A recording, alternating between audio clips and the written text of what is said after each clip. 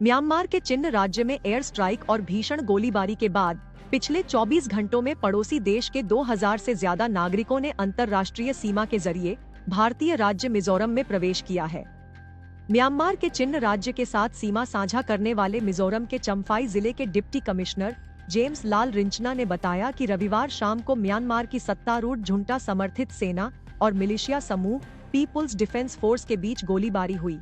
उन्होंने कहा कि लड़ाई तब शुरू हुई जब पीडीएफ ने चिन राज्य में खाओ मावी और रिहकावदार में 2 सैन्य ठिकानों पर हमला किया।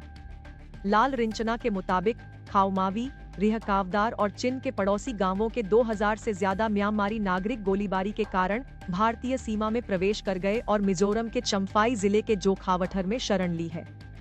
म्यांमार के रिहकावदार सैन्य अड्डे को सोमवार तड़के पीपुल्स डिफेंस फोर्स ने अपने कब्जे में ले लिया और खाओ मावी सैन्य अड्डे पर भी दोपहर तक नियंत्रण हासिल कर लिया। जवाबी कार्रवाई में म्यांमार की सेना ने सोमवार को खाओ मावी और रिहकावदार गांवों पर हवाई हमले किए। लाल रिंचना ने कहा, गोलीबारी में घायल हुए कम से कम 17 लोगों को इलाज के लिए चम्फाई लाया गया। जोखावथर विलेज काउंसिल के अध्यक्ष लाल मुआनपुइया का कहना है कि चिन नेशनल आर्मी के 5 सैनिक जो पीडीएफ का हिस्सा थे, म्यांमार सेना की गोलीबारी में मारे गए। उन्होंने ये भी कहा कि गोलीबारी और हवाई हमले शुरू होने से पहले ही म्यांमार के 6000 से ज्यादा लोग जोखावथर में रह रहे थे।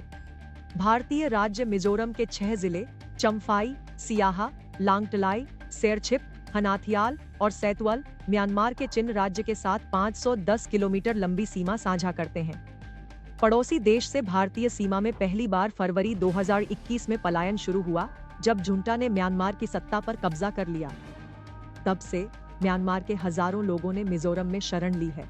राज्य के गृह मंत्रालय के अनुसार वर्तमान में म्यांमार के 31,364 नागरिक राज्य के विभिन्न हिस्सों में रह रहे हैं। उनमें से अधिकांश राहत शिविरों में रहते हैं, जबकि अन्य को उनके स्थानीय रिश्तेदारों ने ठहराया है और कुछ किराए के मकानों में रहते हैं। मिजोरम में शरण लेने वाले म्यांमार के नागरिक चिन समुदाय से हैं, जो मिजो लोगों के साथ जातीय और सांस्कृतिक संबंध साझा करते हैं। आपको ये स्टोरी कैसी लगी, हमें कमेंट सेक्शन में जरूर बताएं। ऐसी ही स्टोरीज और अपडेट्स पाने के लिए सब्सक्राइब करें आज तक AI।